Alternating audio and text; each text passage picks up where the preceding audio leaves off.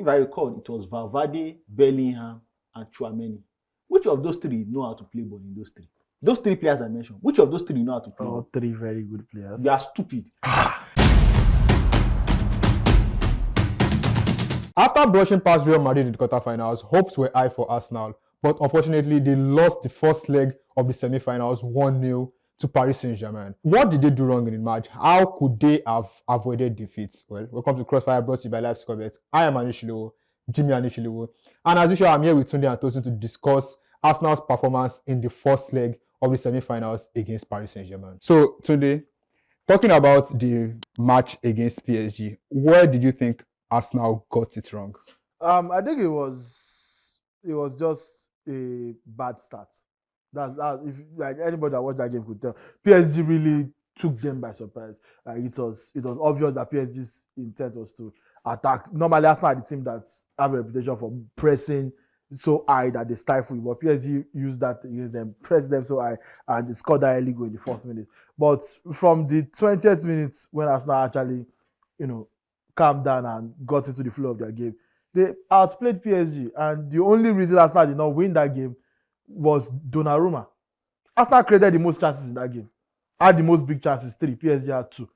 Arsenal had the higher XG, 1.67, did not score. PSG had 1.13 and scored 1 goal. So, those are the numbers that should tell you what happened, who the better team was. Now, what PSG have to be worried about is, can you hope that Donnarumma will do this thing again in the second leg?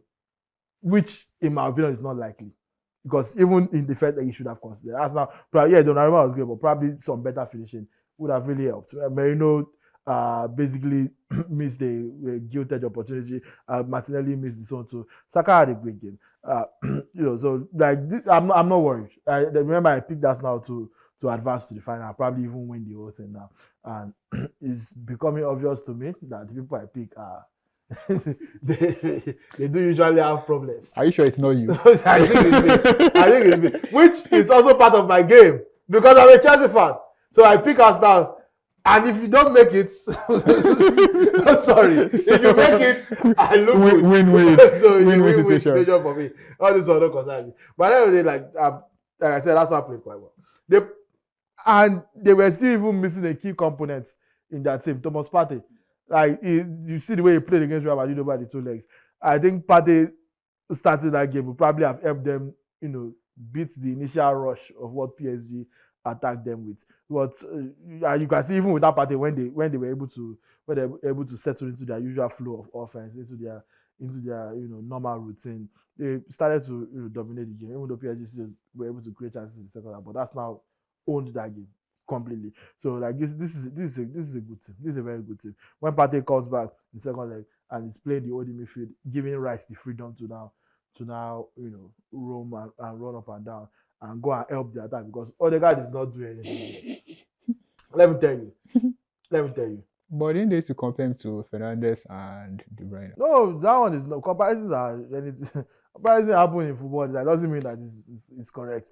Look, Odegaard is a good player, but it doesn't grab games by the scruff of the neck. It's not necessarily decisive. It's not that impactful. It's impactful in the general sense of structure of the team. Odegaard is like a coach playing football. It mirrors what a coach wants. Safety, prioritizing the shape, prioritizing instructions. It doesn't do anything that he's a good student. You can even tell from the way he dresses. He follows the structure. He does what is required of him. But for a player that's supposed to be in a creative role, you need to have a little bit of unpredictability to you. You need to have a little bit of oomph, a little bit of grit, a little bit of decisiveness, which he lacks. So Rice brings that. Rice advancing into the box, can shoot, can pick out the crucial pass and whatnot. So when they have Partey back, I think that will be that they will be a very much balanced team. This game is definitely not over. This time is not over. Just 1-0. Anything can happen this morning. All right, thank you. Over to you, Dosen. I can see that you are ready for business with your. So, Men in black. What do you think Arsenal did wrong? Arsenal did everything wrong. Wow. Arsenal did everything wrong. And some of us, we that have superior knowledge, we saw this coming. But the youthful tendencies of Tunde It is what it is. Youthful. So let's look at it.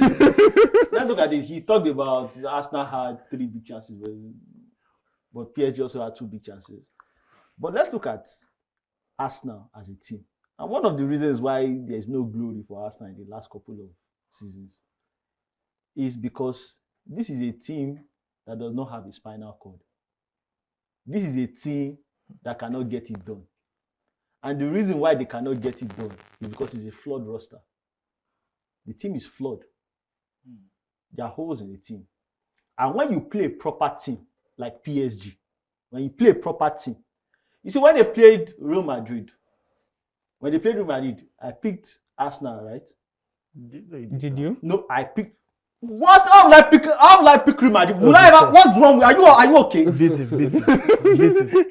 I Attack him live on camera. Sure. Okay, yes, we agree with you. You picked. I picked Arsenal to survive in that time. And the reason why I picked Arsenal to survive is that it's like 2 unbalanced children. Like one has, I don't know, is both of them, they are deficient of nutrients. But it's just that one is severely deficient than the other. So you look at Real Madrid. You look at Real Madrid, and their best option, you saw it in the game. That reason, their best option to control the midfield is a 75-year-old Luka Modric. In the second leg, because he didn't have the legs, they had to put in, if I recall, it was Valverde, Bellingham, and Tchouaméni. Which of those 3 know how to play ball in those 3? Those 3 players I mentioned, which of those 3 know how to play? All 3 very good players. They are stupid. Those 3 players don't know how to. They know how to run. They know how to celebrate. They don't know how to play the game of football. Are we talking about the same Modric that was once won about? I didn't say Modric. I said. Oh, sorry. Go on. My bad. Follow me. Be attentive. You are clearly going astray. Where will they follow you go? Be attentive. I said Valverde, Tchouaméni, Bellingham. Who sabi play ball out of the 3 of them? All 3. None of them sabi anything. They don't sabi. Your job as a midfielder, your primary responsibility to coordinate. Let's not forget that this same Bellingham cooked Barca last season. But cooked. Go on. When he was is it the same position he was playing last season? Go on. How many? When you put Bellingham as a play finisher, yes, you see, you saw his output, his goal production. He's an athlete. He's 6'2". He's muscular. Yeah, obviously he can do 1 or 2 things on the football pitch. But you sabi play ball. You sabi play ball. Can you play ball? Someone like Pedri, that one sabi play ball. Valverde, Bellingham, Tchouaméni, IQ, same. Physicality there, but what does any of this have to do with IQ same. And the reason why I'm bringing it is that is why you can see Odegaard shine. That is why you can see Martinelli shine. You can see Declan Rice shine. When they are playing against people that are not footballers, people who know sabi play ball, you will see them shine. When you play against, you remember you were here on this show that was educating him about Vitinha. Who was the man of the match between Arsenal and PSG? You were here. I was telling him that Vitinha, he was saying, what is Vitinha doing in the Ballon d'Or? No foresight. Lack of understanding. You saw Vitinha? When you see players like Vitinha, those ones sabi play ball. There are people who say, you see players like Fabian Ruiz, those ones sabi play ball. You see the possession. They went to Arsenal, they had 54% possession in Arsenal. Those ones sabi play ball. When you play against people who know sabi play ball, Arsenal will shine. People who sabi play ball, like Dembele. When I told you that some of the DNA of PSG that we give them, the tactics, Louis said, should not be my boy. Was he not my boy? Look at him now, shining. He can't do it against Barcelona. He will get to the final. But that is where he's going to stop. So if you play against people who sabi play, but Arsenal, what is an Arsenal? Today, now that Arsenal have faltered in the first leg, what do you think they can do to recoup, to get back into the game? Like I said before, which is that Thomas Partey will be back, first of all. So that midfield battle, dead it. All this one I talk about, yeah, Vitinha is a good player. Nobody said Vitinha is not a good player. But I don't know why the two options have to be Vitinha is either a Ballon d'Or candidate or a bad player. You can be a good player and not be a Ballon d'Or candidate. So all this one you keep talking about, you say Vitinha should have been in the Ballon d'Or rankings. Does that validate him being a good player or not? I don't understand what those is talking about, but I usually don't. That's what he does. He goes on a 7-minute rant without answering the question I was asked in the first place. And you continually let him get away with this. And I know for a fact he's not the one paying your salary. So what are you afraid of? Exactly. Let me just answer your question. Can Arsenal advance to the second leg, to the final by winning the second leg? Absolutely. Absolutely. This is not even you can't even call one goal a remontada. Like this, one goal is football. One goal is nothing. PSG is exactly when away goal is not. It's not even an away goal. It's just a regular goal. They can ruin that advantage in 1 minute. The way Arsenal play football, this is very, very much possible. Arsenal are doing all this without a recognized striker. They started Berjan Ahmed Musa, Leandro Trossard for the last game, and Martinelli, who himself is the Moses Simon from Brazil. In fact, they have a front three of Nigerians. Bukayo Saka, Ahmed Musa, Moses Simon. Nigerians. So, like, Arsenal are doing all this with, in theory, lesser quality players. PSG have, the sexier names. If I ask you who would you rather have between Bradley Barcola and Gabriel Martinelli, you know who you are choosing. Who would you rather have between Kvaratskhelia and Martinelli or Trossard? You know who you are choosing. Like, you Kwara come out for your heart.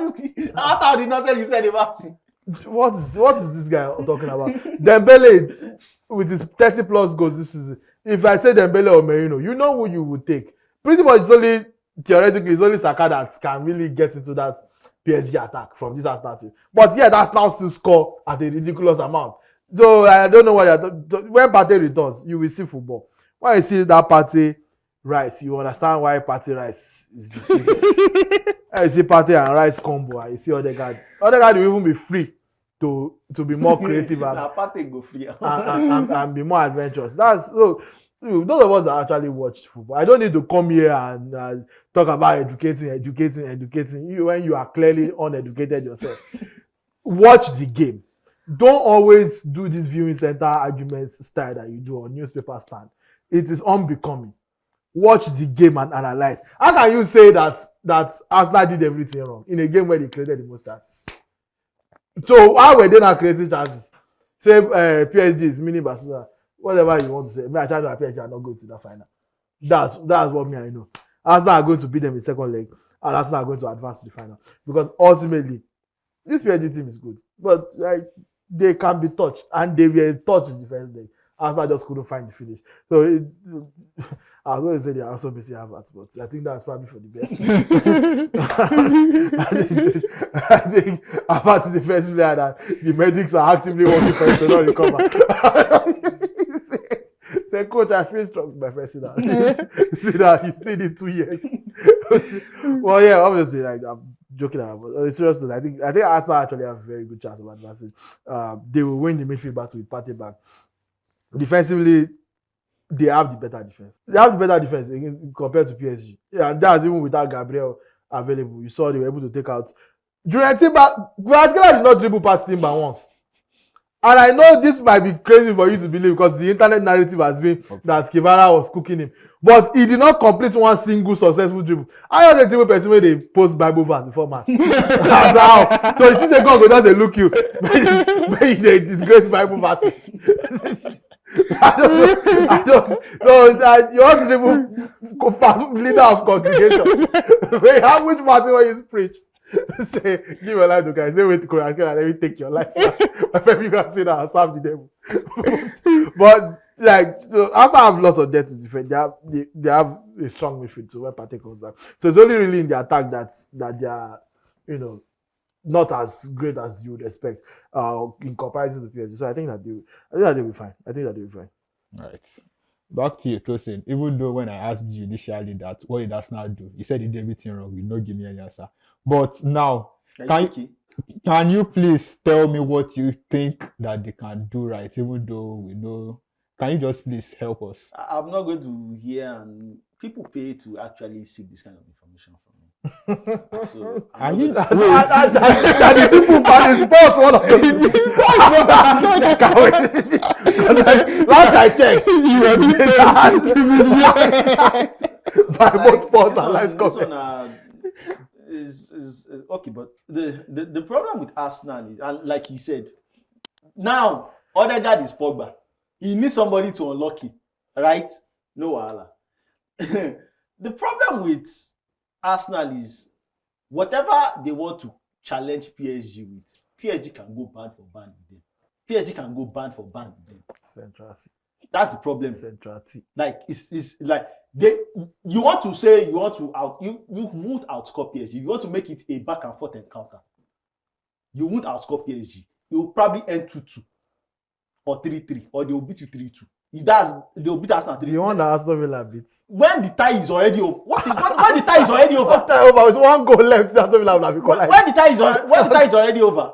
So the whole point of this, the reason why I pick PSG is because PSG have deficiencies also, but like they are strong in areas they need to be strong in, which is in the fullback positions, in goal, and in attack.